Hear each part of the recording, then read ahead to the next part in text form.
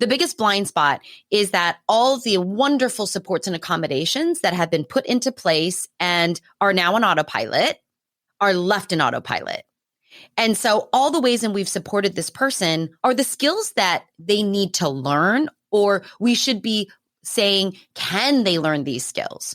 The responsibility of that support needs to be slowly shifted to the individual so that when they do eventually go on to living a more independent life, whatever that looks like for them, they have the skills to do so.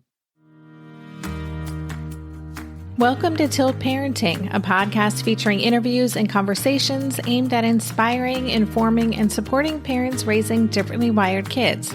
I'm your host, Debbie Reber, and my guest for this conversation is Dr. Gwen Palafox, a psychologist who has been supporting disabled and neurodivergent young adults for more than 20 years. I brought Gwen onto the show to talk about helping our teens and young adults launch into adulthood, specifically how to prepare for and help them acquire the skills and support that would help them move into the version of independent living that's right for them.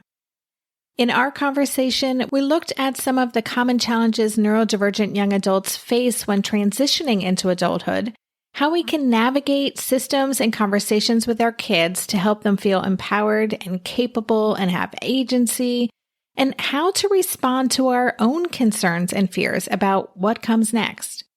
And before we jump in, here's a little more background about my guest. Gwen Palafox is known to be laser-focused on promoting the happiness and well-being of disabled teens and adults, and considers herself lucky to support the families who love them.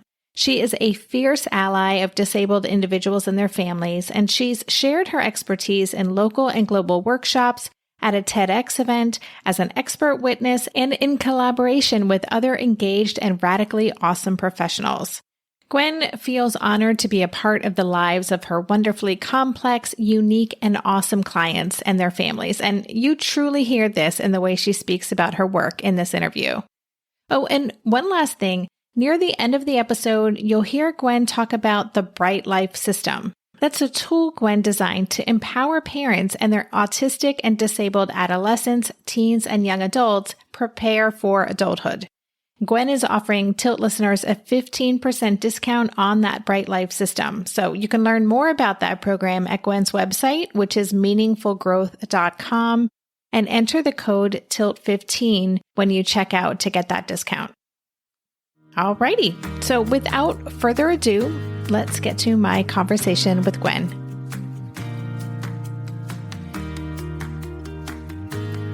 Hey Gwen, welcome to the podcast. Hi, Debbie. Thanks for having me. I'm so happy to be here. Well, I'm excited because we had such a good conversation on your podcast earlier. I was preparing for this and there's so many things I want to talk about, but let's start by just formally introducing you. I read your bio already, but if you could just tell us a little bit about yourself, what you do in the world, and then I always love when guests can share their personal why with us. Okay, so gosh, on paper, I'm a clinical psychologist here in California. Really, I kind of stumbled, I will say, into the neurodiverse community about 25 years ago, where my college roommate said, hey, Gwen, I'm working with this little boy and I think you'd be great. And he's autistic. And I said, Liz, I am not artistic at all. And she's like, not autistic. It was my first introduction and I started working with this little boy, and really it actually kind of shaped my college life. I was already a liberal studies and psych child development major, double major, and it just really shaped me, and I really didn't look back. And then I hit grad school and I said, you know what? I'm going to try something else. And in psychology, you have to do this match. And, I interviewed at 7 different places. They interviewed me. And then you do this national match and you have to go where you're matched. And lo and behold, I get matched at the Help Group in Sherman Oaks, which is, a specialized non-public school for neurodivergent children and teens and young adults. And I said, okay, but I had been working with little ones up to that point. I said, I just want to work with junior high school students. And they're like, done. And I was like, okay, this is my calling. I'm coming back to this. And then, I have an ABA background. I did DIR, became a licensed psychologist, and really just, I think in my own personal journey, tried to put together what all these methodologies and theories meant to me, what it meant to me, how it fit my personality, which is creative and silly and humorous and energetic. How did I understand people? And I just realized very quickly that those two methodologies for me were just tools, not the whole shed. Yeah. And so putting them together, went into private practice, and then supported many of my clients until they graduated high school, and realizing, wait a minute, what about planning for the rest of their life? Wait. We've been so focused on, maybe in academics or something. And now we've exited the district and we don't have life skills. And this is like the rest of their life. And I quickly saw how that really started to create more tension and more conflict than I had anticipated, because I wasn't a parent at the time. And then so now, because I have all these clients that graduated or went to college or, carved their own path, I need to disrupt how we think about and prepare our young neurodivergent clients and students for the world ahead of them. Like, that's what we all want. We all want to create a fulfilled, happy, healthy life. As adults, we do this for our neurotypical children. I don't know why we don't do this for our neurodiverse community. So today I'm really laser focused on reducing the friction there. How do I help young adults? How do I help their families, their support systems create joyful, fulfilled adult lives? How do we get creative? How do we use community resources? How do we challenge paradigms and the zeitgeist to say, no, we got to do better. So that's where I am today. One little me, my personal why do I do this? It always feels right. Whenever I'm at work, everything falls right into place. My attention, my energy, I leave work feeling completely fulfilled with a lot of purpose. And I love this community. I love my clients. They make me laugh from the deep-hearted stomach laughs every day. They make me cry. And it's an honor to be on their journeys. And I feel really, really honored that I can be a part of that. So that's me professionally. And then personally, I have a 14-year-old and a husband, and we are active in our own personal lives and both influence each other dramatically. But yeah, that's me in a nutshell, I guess. That's great. I love that.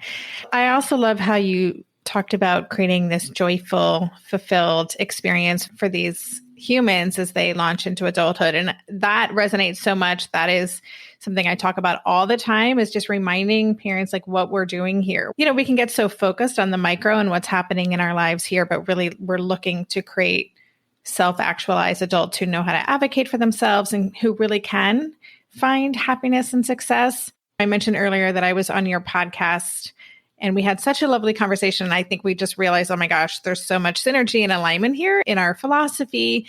Could you talk a little bit before we get more into specific things that you're doing in the way that you work with families, but about your overall philosophy? You talked about a paradigm shift. You talked about disrupting things. So what's the underlying philosophy behind the way you approach your work?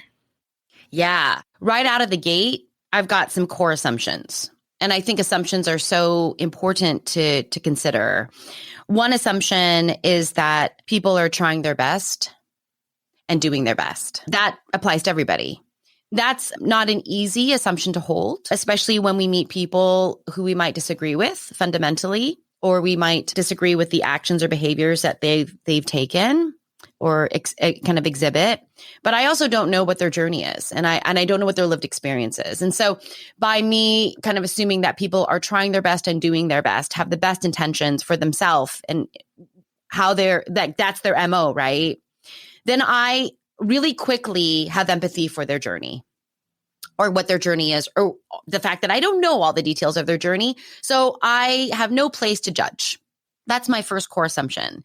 My other assumption that I work from very religiously is that I presume competence. I presume competence in my clients. I believe that they want to be a part of their life, that they can be part of their life, and that they are able to be part of their life. Those two, trying your best, doing your best, and that you are competent and want to do so, really drive what I do. I think the next kind of layer, if I were to think about the way I support people, is I really quickly start to develop each person's Rosetta Stone. So it's like, all of my clients have very unique profiles.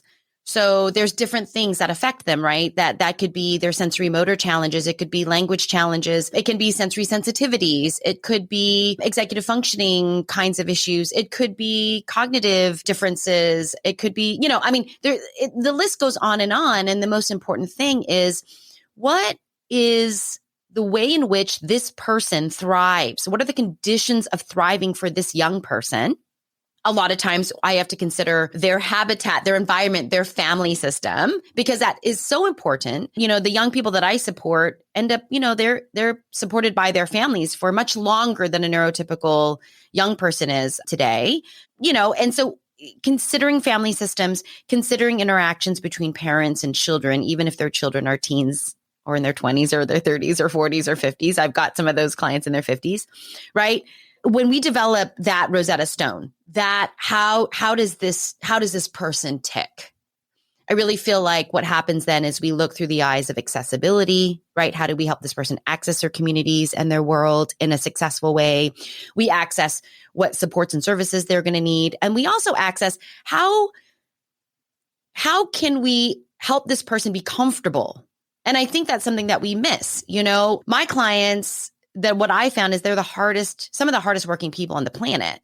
They've got to do way more, expend way more energy than a lot of us do for the same things. So they burn out quicker. They're overwhelmed by stress in a bigger way. Rest, recuperation, comfort are critical factors in living a fulfilled and productive life. Because if you don't land those pieces, what happens is we burn out and then we don't go out. We don't expand, we don't elaborate. And that's what we want any young person to do, right? We want them to open up. We want them to show. We want them to be involved, to lean in. But when we don't kind of hit what works for them, what happens is they become overwhelmed, burned out, and they withdraw. And then we don't get to see their lovely selves. That's super helpful. And I love that Rosetta Stone metaphor. I mean, we often talk about the importance of fluency, becoming really fluent in the individual child that we're raising. So I love that. We'll be right back after this quick break. Maybe I've watched too many seasons of The Amazing Race, but every time I have to go somewhere on the subway, I treat it like a competition. It's all about making the right gut decisions about which route will get me there the fastest. Sometimes those decisions get me where I'm going early, and other times my gambles don't really pay off. Probiotics can't help with most gut decisions, but if your gut needs a little support, Ritual has your back. Their Synbiotic Plus, a 3-in-1 supplement, has clinically studied prebiotics, probiotics, and a postbiotic to support a balanced gut microbiome. I've been using Synbiotic Plus for about 6 months now, and it's become a core part of my morning routine. I take the mini capsule every morning while making my way through my inbox, whether I'm at home or I'm on the road, because it doesn't need to be refrigerated. And the capsule itself is delayed released, which helps it survive the harsh conditions of the upper GI tract for delivery to the colon. And that's exactly where we want it to go. Ritual invested in a study modeling the human colon, which showed that Synbiotic Plus significantly increased microbial diversity and the growth of beneficial bacteria. There's no more shame in your gut game. Synbiotic Plus and Ritual are here to celebrate, not hide your insides. Get 25% off your first month for a limited time at ritual.com/tilt. Start Ritual or add Synbiotic Plus to your subscription today. That's ritual.com/tilt for 25% off. During this month of planning and organization for big transitions, rhythms and routines have been absolutely essential for our physical and emotional well-being. So Green Chef nights are reliably and predictably a good night. We know the ingredients will be fresh and prepped, the instructions easy to follow, and the meal delicious. We're all still talking about last week's turkey tacos with mango chimichurri sauce, refried beans, and Monterey Jack cheese. Green Chef contributes to a healthy lifestyle with easy and delicious menus like fresh seasonal salads and grain bowls. And with over 80 weekly meal and market options, plus rotating options to suit a variety of lifestyles, whether Mediterranean, plant-based, calorie-smart, keto, protein-packed, gluten-free, there are always plenty of options to choose from. Whatever you select, you'll get farm-fresh ingredients, organic whole fruits and veggies, and premium proteins, all delivered straight to your door. I love those 4 words, straight to my door. Oh, and one more thing I love about Green Chef, they have an app, which means it's easy to manage meal preferences and delivery from your phone if you want to. And I, for one, want to. I am in that mode where I'm making the most of little moments like waiting in line at the pharmacy or for the F train to pull into the station to tackle all of those to-dos. So the convenience of an app is key for me. Green Chef has a special offer for Tilt listeners. Go to greenchef.com/tilt50 and use code TILT50 to get 50% off plus 20% off your next 2 months. That's 50% off plus 20% off your next 2 months when you use the code TILT50 at greenchef.com/tilt50. I'd love to know, just thinking about the listeners of this show is predominantly parents and caregivers who are working to support, raise, parent neurodivergent kids and teens. Not as many parents of adults, but definitely lots of teens and in that transition, getting ready to launch. I'm wondering, what are some of the skills or some of the things that we might not be paying attention to? We can get, again, so hyper-focused on certain things that we prioritize as a family, and we might be totally missing something that is so critical to their success. Oh, that's such a great question. Right away, as you talk about launching, another principle and mindset that I try to instill in with my clients and my community is longer runways, softer landings. This population, this community, they need longer runways and softer landings. They do. It's something for us to accept. And I think when we accept that, we appropriately support. So I think the biggest blind spot that I experience as a professional, as I'm supporting young people into their adult lives, the biggest blind spot is that all the wonderful supports and accommodations that have been put into place and are now on autopilot are left in autopilot. And so all the ways in we've supported this person are the skills that they need to learn, or we should be saying, can they learn these skills? The responsibility of that support needs to be slowly shifted to the individual so that when they do eventually go on to living a more independent life, whatever that looks like for them, they have the skills to do so. A good example of this would be when we've had a one-on-one aide at school and they've followed someone, or this student's had a one-on-one aide all the way through elementary, then junior high, then high school. And right away, if I'm working with, let's say, a 9th grader, if someone comes to me, in which I recommend that transition planning start in 9th grade, it's really not too early. Right when you make that big transition to high school, that's a very nice time to think about longer runway, softer landing. This is the long runway now, right? If you have an aid in place to ask the question, what purpose do they serve? Oh, maybe it's, paying attention, right? Really quickly, a self-management system needs to be put in place that student can practice. That aid can help facilitate that self-management system, but that self-management system needs to replace the aid. That's really, because if you want attention, maintaining or initiating attention is very actually challenging. That really falls in the executive functioning kind of suite, which we know executive functioning skills as being conscious, intentional behaviors are very challenging when you've got other challenges at play, right? How much energy, what's your energy budget? What are your stores that you have? If you burn through those quickly, what's going to burn through those energy stores quickly is conscious, volitional behavior, where I have to pay attention and I've got to bring it all to this one place. I mean, you can't do that for very long, and so this population and this community tends to really need to work hard at that. And so we have to be really mindful. So replacing, aids with self-management systems. And in the beginning, having that aid support the reinforcement of that management system, for example. And then if that management system is not able to be internalized, then we know what kind of support this person needs, right? There's no judgment there, but we don't ever test those things before they leave the district, when actually that's when the most robust support is occurring, especially if they're supported, if a student's supported under an IEP, the most robust support is occurring because it's all centralized, right? All the services are centralized. You will never get that again. Not unless you leave the district and you go to a residential placement or some sort of program where all the, where all the services are centralized again, but that's not for very long. Unless, that individual needs that level of support, then that's okay. But for many, that transition from exiting the district out is quite a cliff. So we got to prepare for that early. So anywhere that parents are supporting, I'd say the other thing too is the good old mantra of nothing about us without us, right? Nothing about us without us. Don't do for us, do with us. That needs to be another mantra mindset starting in high school. And I would say, do not overlook household chores. Do not overlook being able to cook for yourself. Do not overlook those little things that are happening every day, because your ability to take care of yourself and where you live really, really help with your self-confidence, really help with your self-reliance, your self-trust. So many times I see we've just kind of held our breath through high school because it's challenging. And then I have a student, let's say, that might want to try at college, and they go away and they have no idea how to take care of themselves. And it's a double whammy, right? Because not only are we transitioning to the huge burden of responsibility of learning, which shifts to the learner, the student, right? That's overwhelming in and of itself.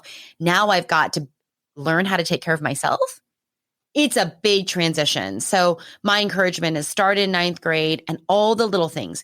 Anytime a parent is doing something for their child, ask yourself, wait a minute, can they do this for themselves? Choose one thing. Choose a little thing. Waking up in the morning, making breakfast, helping you do laundry, taking out the trash, knowing when something's spoiled in the fridge. Debbie, like all of these things, there's a lot of them. I've spent a lot of time creating an inventory to put them all together, but those are the areas. Don't overlook the little things that kind of make up the day. So even if there's resistance around those things, and just from personal experience, I often will joke to my child if I, make a coffee in the morning, like, oh my gosh, I'll say, Asher, I am perpetuating learned helplessness right here. And Asher will say, well, I know I could do it, but if you're going to do it for me, why would I? I'm like, okay. My question is, with regards to the chores or those little things, if there's resistance around it, that's okay. Because what I heard you say is that the confidence gained by being able to do those things, they may not realize it at the time, but that's actually really going to support them. Yeah. Yes. And, there's an interactive magic that happens, right?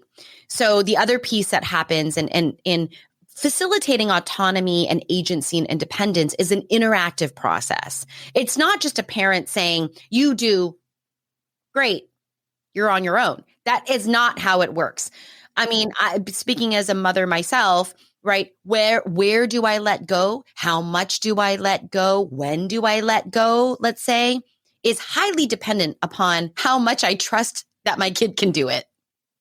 And the only way that I can trust that my kid can do X, whatever that is because I've seen them do it. I'm confident that they can do it. Right? So when parents don't provide those very specific opportunities for their kids to do it, they don't see their kids doing it. So it's a conundrum, right? It's like we kind of kept ourselves in this dynamic that has worked. Like, yay, parents, good for you. Good on you for getting the support that they needed. Good on you for knowing what the accommodations were and putting this in a beautiful system. Yes. Don't stop doing that. Please don't. The question is, where can you start to let some of that go? And sometimes the ratio of attention changes, right? It's like, maybe I can let up on the coffee making because now I have to actually work on legal issues, right? Do I conserve or not? Right? Parents, energy is also finite. We also have our own energy budgets. And so some of that does need to shift to other kinds of bigger issues like transportation, like money, like safety, like health, when, we've got young people going out into the world on their own or away from their family home is what I should say. We don't want to overwhelm people. No one likes to feel overwhelmed. And so something that I talk about a lot is dripping demands. Drip the demand, one drip at a time. By you knowing your kiddo, because parents know their kids, they know them, right? It's like, what is that sweet spot? What is that sweet spot of, I love Asher's, response. Well, why would I make it if you're making it? It's like, oh, that's a sweet spot. Right. And don't you think like that's a sweet spot? And so for parents and their kids, it's like, how do we schedule that? The other piece too is how do you get aligned with goals? Talk to your kids about what goals they want for themselves later, in whatever capacity it is. For non-speakers out there, I encourage parents to narrate. Oh gosh, so-and-so, like, gosh, I wonder what's going to happen later. And I dream for you to have your own like independent, bespoke, fulfilled, purposeful life. I want to help you create that, like narrate those things because we know that they feel all, they're humans, right? We're all humans. Like talk about those things and get aligned with those things. Because I think if someone says, yeah, I don't want to live at home. Yeah. I'm going to move out. Yeah. I'm going to go. I was just doing an assessment and I said, what are your dreams? And she said, I want to live in a big apartment in New York City.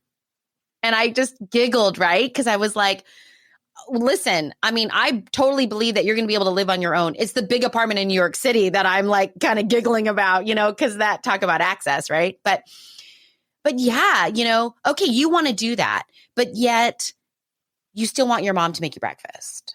So how do you align that? Like, let's solve this problem together, right? So, and then, there's some adults that are like, no, I don't want to live on my own. And it's like, we'll talk about that. I think it's like have conversations, have dialogues as much as possible, work together to focus on solutions. That's where I really think you can really facilitate quite a bit of agency. So what about the young adults, the teens who are, and I've heard this from so many people, I think even more now since COVID, that they don't want to grow up. The thought of leaving scares them. They kind of get paralyzed and anxious when thinking about what's next, even if they do have goals for that. So how do you support kids who are feeling scared and anxious, yet we know that they need to have some self-direction or be bought into this in order for this to be successful? Yeah. Self-direction or internalized kind of motivation, right, comes from your lived experience. Right. So if you don't have that kind of like out of the gate buy-in, which Debbie, that's a lot of, and it's normal to feel anxious about adulthood. It's normal to feel anxious about burdens and responsibilities. The world has like the word adulting as a word that's been created because it describes like, ugh, being an adult is kind of a drag sometimes, right? So I totally get that. But you need to live the experience of being able to rely on yourself before you can see yourself that way. So like, let's say you don't have that kiddo who from a thinking or thought perspective is like, I'm just going to stay at home forever, and it's just going to be us. And as parents, like, no, I know that down the road, this is what's going to be happening is I would say, make small movement, get help. Hey, can you help me? Can you help me make this coffee? Can you help me make dinner? Can you help me take out the trash? And do that routinely, right? Help me, right? And then eventually transfer that over and do it in small little ways. Like, again, drip it. It doesn't have to be overwhelming. And I think we don't want to overwhelm people. This community is overwhelmed all the time. The world is an overwhelming place if you've got a sensory sensitivity. Good grief, So get help and ask them for their help. Let them experience it. Pull back in the smallest of ways. The other thing that I say in my practice is add more rungs to the ladder. right? Add more steps, right? When something feels so far away, add more rungs, add more, and then you'll get there. But sometimes, especially with individuals who have sensory motor challenges, we need also motor coaching. So, those are just considerations when we think about profiles. But yeah, get help. I just have to share what has come up for me in that answer. And I may have shared this once in the podcast years ago, but back when I was homeschooling Asher, I think maybe it was like the summer between 5th and 6th grade, I decided this is the summer of independence. And I created like a big chart of all the life skills that we were going to master that summer. And I showed it to my friend who was supporting my curriculum development. She's like, "Oh, Debbie, do not show that to your child. Like, get rid of the chart. No summer of independence. That is going to create so much anxiety." And I'm so glad that she told me. And so I have since learned about the drip, the slow drip, the little things, "Oh, can you help me? Can you do this?" And have had so much success with that. But anyway, I had to share that because I hear this from a lot of parents. We're like, okay, this summer we're going to cross these things off the list. And so often it's just not our timeline, and trying to force that is going to create even more resistance around learning those things.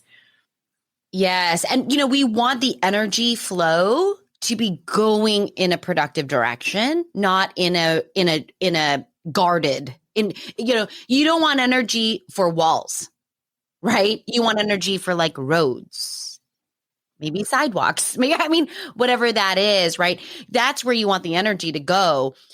I think a lot of times, and what you're bringing up here, Debbie, is emotions matter. Emotions matter. When we treat people as a stimulus or a response, or I say this, you do this, and if you don't do this, you're non-compliant. It's like, hold up. Wait a minute. I wouldn't respond well to that. Why do we believe that anyone else would? How about when you don't have verbal language that's efficient or reliable? When they're trying to tell you no, why do we say, "Oh, you're being non-compliant and resistant"? Hold up, like what? So, my thing, especially if you can, it's like your child, as much as possible, should be included in the plans that involve their life, right? Nothing about us without us, not for us, with us. What do you want to accomplish this summer? Think about that. As someone who loves productivity, I love that kind of stuff. I love like setting goals and what's the plan? What's my 2-year plan, my 3-year plan, my 4.5.5-year plan, But if I've got someone that I'm working with that has executive functioning challenges, or might be a very concrete, literal thinker, how in the world am I setting 5-year goals that's so abstract? They haven't even lived that life. They don't even have a lot of life that they've lived yet. How do I expect that is even going to be an effective, that's overwhelming, right? And this is what I find even with some therapies. I'll smash on my own as a psychologist, insight-oriented work where we drive insight and that insight leads to behavior change. That is an overwhelming place for many that have different ways, or, as you would say, are wired differently, right? Because that's not a productive way to think about the problems that I'm facing right now, or the friction that I'm facing right now. That's the solution to find right now, not the one later. And that if I've got sensory motor challenges, I think I would do it if I could, right? That's kind of going back to that initial assumption that I have, which is people are trying their dang best, man. So when we can look at it through those eyes, we support people instead of judge them, and we teach them instead of test them. Yeah, great reframes. We'll be right back after this quick break. Hey there, it's Debbie. I love making this show and sharing conversations about how to support our awesome neurodivergent kids. I've seen how even one little insight from an interview can spark a big shift in daily life. But I know that raising complex kids can be messy and lonely. And just when we think we figured it out, something comes up that boots us right back to feeling overwhelmed and stuck. That's why I've poured everything into creating a way for parents like us navigating complex parenting journeys to join together and chart a path that feels positive, hopeful, and doable. It's the brand new Differently Wired Club experience.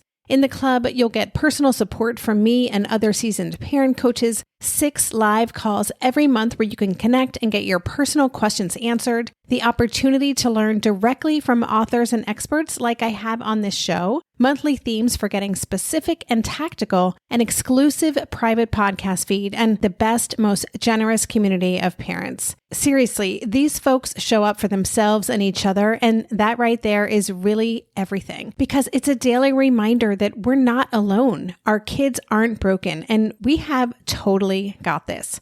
The recently rebooted Differently Wired Club is on a brand new platform with its very own iOS and Android app. It is such a great space.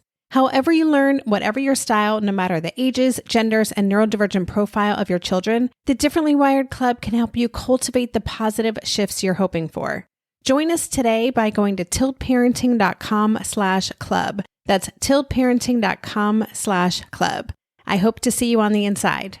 If you're a parent, I invite you to join us at the Mindful Mama podcast, where it's all about becoming a less irritable, more joyful parent.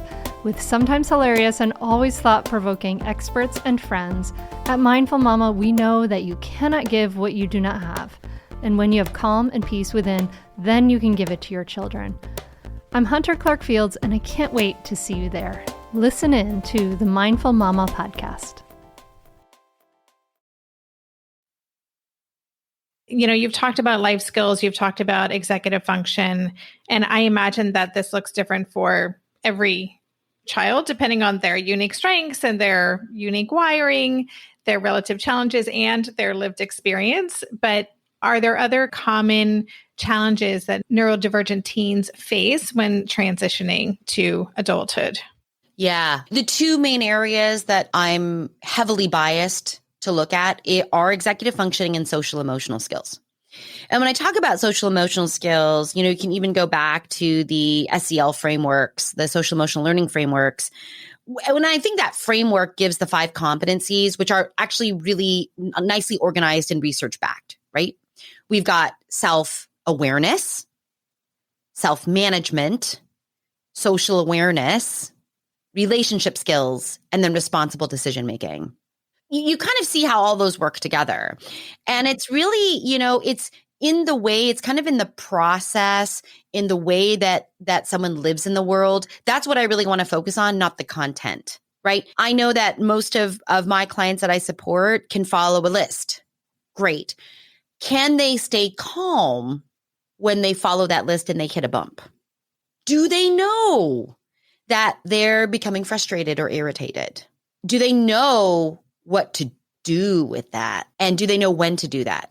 Do they know who to ask if they need help? Do they know what to ask for? And then actually, do they use the help that they have gotten, right?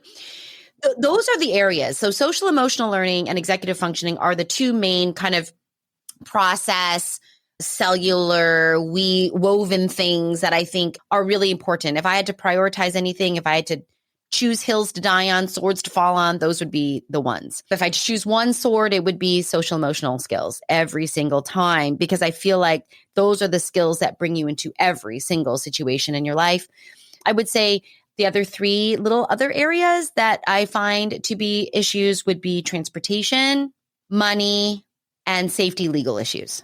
Those are the other areas that I find to be difficult and really can impact the quality of someone's life. And of course, in regards to safety, under that health, like, can I manage my medications if I have them, getting doctor's appointments, when I should see a doctor, when I should go to the ER, those types of things. Those are the other 3 main areas. And if we want to talk about comfort and fulfillment and productivity and joy, social emotional skills every time.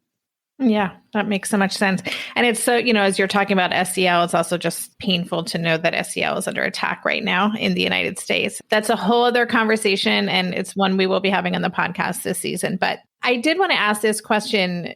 I have heard from so many parents whose kids have, quote unquote, launched. Maybe they've left for college. Fingers crossed that things were going to come together, that it was going to work out. And then we know that statistically, there's a pretty decent percentage of neurodivergent college students who leave even in their freshman year and come home and have burned out, mental health issues.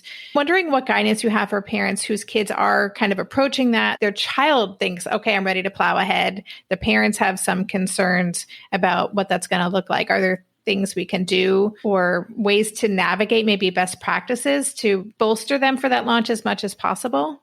Yes. I would tell parents there's a reason why you're worried. There's a reason why you're anxious.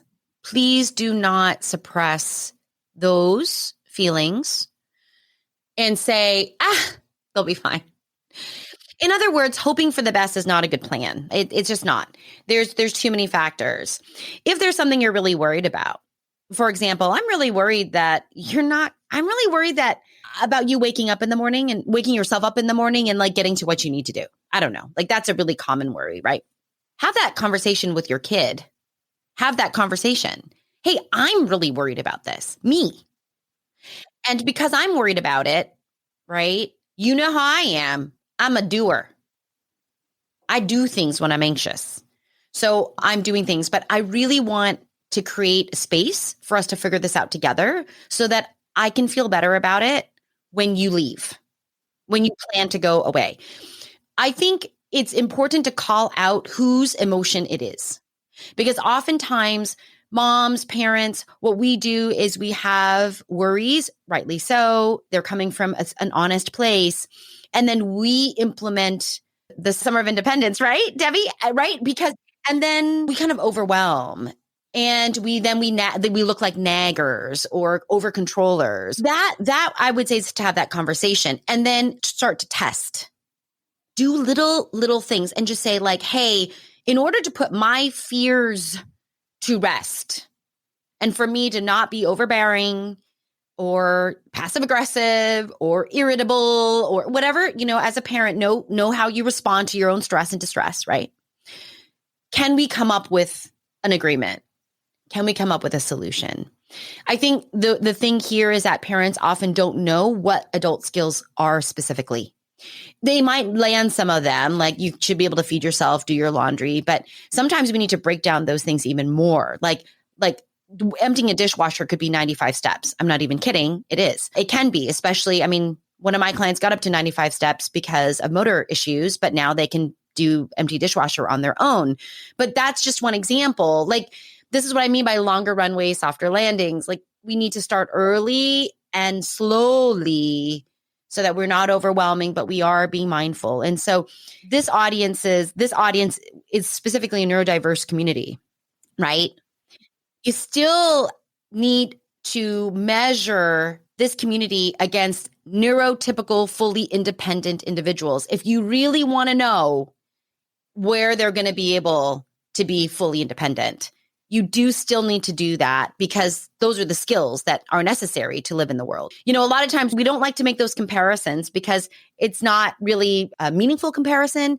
In this case, when you're trying to figure out about independence, autonomy, agency, leaving your home, you absolutely need to know what are the skills that are necessary for fully independent adults. That's great. And I also just want to put out there that Amanda Morin, who has been on the show before, has written a wonderful book on adulting, and she is neurodivergent. She raises neurodivergent kiddos, and I'll share that in the show notes because she really looks at some of those skills too that we can work through. But I actually, before we go, I would love if you could talk a little bit about your Bright Life system and kind of the specific way that you work with families who are navigating this. Could you just tell us a little bit about that? Yeah, for sure. So, I do comprehensive transition assessments as part of my professional life. When I do assessments and I do consulting or individual work as well, I can only do like 20 of those a year. They're extremely extensive. And then I was like, how do I solve a problem helping 20 people a year? Plus it's money. It's out of the means for many, right? And so in my desperation and my desire to help more people, I created the Bright Life system. So basically it's a really 3-step system. And the first, you can do the Bright Light system on your own. I mean, it's totally meant to be a self-paced course. And the first is just understanding. How do I understand my child? How do I understand myself? And that's really that's a thought exercise about how do I describe my kid? How do I describe myself? How do those two interact? Again, facilitating independence is interactive, right?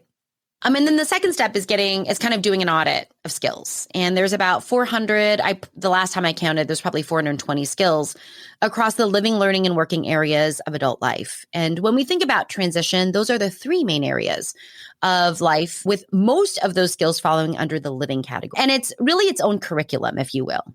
Each skill is literally a skill, one skill, and that can be used as a curriculum. So many people have used the Bright Life Systems inventory and pulled out individual skills to use in IEPs and in IPPs. Here in California, we have a regional center. So that would be included in a regional center kind of plan. And then the last step is to plan and prioritize. And so based on that, based on you knowing who your kid is today, who you are today, getting a good inventory of skills, you should be able to come up with next action steps about where to go. And the inventory really does help, and the system does help to show you where some of the weaknesses are. And then it's really meant to do over and over again. So it's really meant to do at minimum once a year, maybe on a birthday, during an IEP, on the new year, so that you can really see it and see the progression. And then it's really easy then to land what services and supports will be needed for your child when they are adults and they leave the district setting.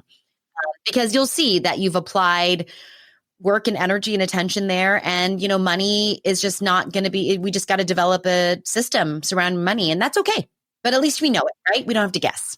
That's great. I'm going to go check that out. It sounds fantastic, like a wonderful resource. And for listeners who want to learn more about you, we discussed off the record about the social media scene and where we're focusing our energies in our respective worlds. But tell listeners where they can best engage with you and learn more about the Bright Life System and your work. Yeah. Okay. So this is indicative of me trying to get my public life and social life together. So I apologize. My main website is www.meaningfulgrowth.com. That's what I functioned under for a very long time. But I also have, so that's a good place to kind of statically get who I am and what's happening for me, what services I provide. You can find the Bright Life System there. I have my own podcast, and I do a lot of collecting of bits and goods that I believe, even if it will help just one of my clients, I will put it up there. And that is on YouTube at Dr. Gwen Empowered.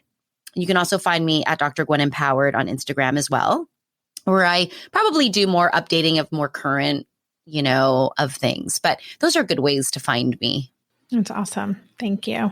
Listeners, definitely go check out Gwen's resources. The YouTube channel alone has some really fascinating conversations, and definitely worth checking out. And before we say goodbye, is there anything that we didn't mention, or one last thought that you really want parents to take away from this conversation? Don't underestimate the small movements. If you're overwhelmed and feeling overwhelmed, keep doing something small. That's it. That's it. And that will be enough. And that you are doing the best you can given what you have at this time. And when you look back, you can say the same thing, and you move forward, and you surround yourself by wonderful support systems like Tilt Parenting, and keep doing the little things. Such a good note to end this on.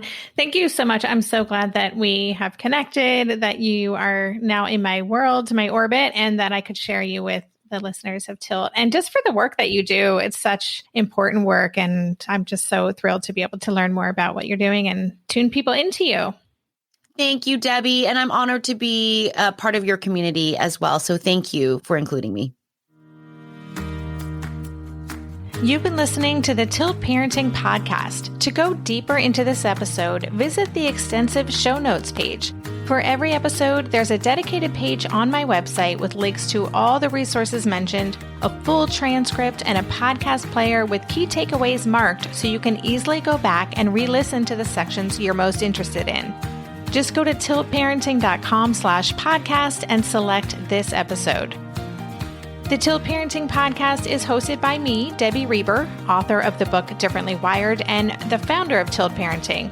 This episode was edited by Andrea Curtis Amasquita, and show notes were put together by myself, Andrea, and Lindsay McFadden. If you get a lot out of this podcast and want to help cover the cost of its production, please consider joining my Patreon campaign. On Patreon, you can sign up to make a small monthly contribution, as little as $2 a month, and it's super easy to sign up. Just go to patreon.com/tiltparenting to learn more, or click on the Patreon link on any show notes page. To follow Tilt Parenting on social media, go to @tiltparenting on Instagram and Twitter, and on Facebook. Lastly, please help this podcast stay visible and easily found by the listeners who need it by subscribing and leaving a rating or a review on Apple Podcasts or wherever you listen to podcasts. Thank you so much. And that's all for this week. Stay safe, stay well, and take good care. And for more information about this podcast or any of the resources that Tilt offers, visit tiltparenting.com.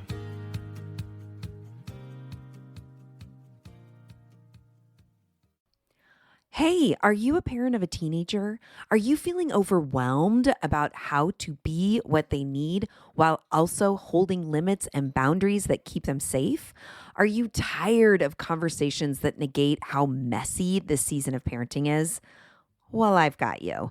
My name is Casey O'Rourke. I am a positive discipline trainer, parent coach, and the host of the Joyful Courage podcast. Every week, I come to you with an interview digging into tough topics with experts I trust and solo shows that go deep into the personal growth and mindset needed to raise teens in a way that grows them into confident, capable young people. I am not afraid of getting real about the intersection of conscious parenting and the teen years, while also bringing in vulnerability, humor, and lightness. I'm walking the path with you and honored to serve. Listen to Joyful Courage on Apple Podcasts, Spotify, or wherever you consume podcasts.